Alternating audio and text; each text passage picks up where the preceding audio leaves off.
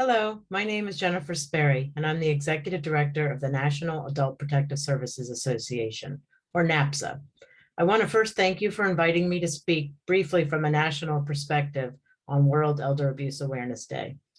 NAPSA is a national nonprofit 501c3 organization with members in all 50 states. Formed in 1989, our goal is to provide adult protective services programs a forum for sharing information, solving problems, and improving the quality of services for victims of elder and vulnerable adult mistreatment. APS investigates allegations of abuse, neglect, and financial exploitation and provides services to mitigate or remove the risk facing the adult. Self-determination is at the foundation of all services provided through APS. NAPSA's mission is to strengthen the capacity of APS at the national, state, and local levels to effectively and efficiently recognize, report, and respond to the needs of elders and adults with disabilities who are the victims of abuse, neglect, or exploitation, and to prevent such abuse whenever possible. So how can APS support caregivers and older adults to protect themselves from financial exploitation? APS across the country continues to be integral members of multidisciplinary teams and task forces, such as this one here in Philadelphia. These task forces are instrumental in creating relationships and cross-training across disciplines.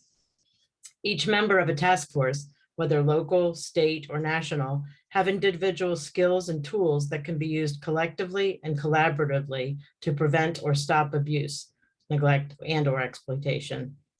Information is shared during these task force meetings that can help respond and prevent financial exploitation of caregivers and the older adults they care for. Information such as the Women's Institute for Secure Retirement, or WISER. They have a financial caregiving hub. The Consumer Financial Protection Bureau also has helpful information for financial caregivers. Many financial institutions are also very involved in the fight against financial exploitation and have their own financial hubs. And I know that the Philadelphia Task Force has several of these financial institutions on it. So I'd like to briefly discuss a few ways to protect yourself and loved ones from elder financial abuse. First, know the risk factors. Two largely known risk factors are social isolation and cognitive impairment. We at NAPSA have researchers and other allied professionals who are interested in looking into these risk factors and how to best address them. We even have a social impact filmmaker interested in producing a documentary surrounding APS and the various forms of abuse, neglect, and financial exploitation. Secondly, don't succumb to pressure. Take your time. So many of the scam artists tell us that the time is now. You don't want to miss this opportunity. If it sounds too good to be true, it typically is. NAPSA hosts monthly scam advice calls and other webinars to disperse information regarding the latest and greatest in scams. Sadly, there's more than enough material each month. And lastly, prevention is indeed the best course of action, and involving your financial team in your affairs can provide extra layers of checks and balances. Planning is by far the smartest thing we can all do.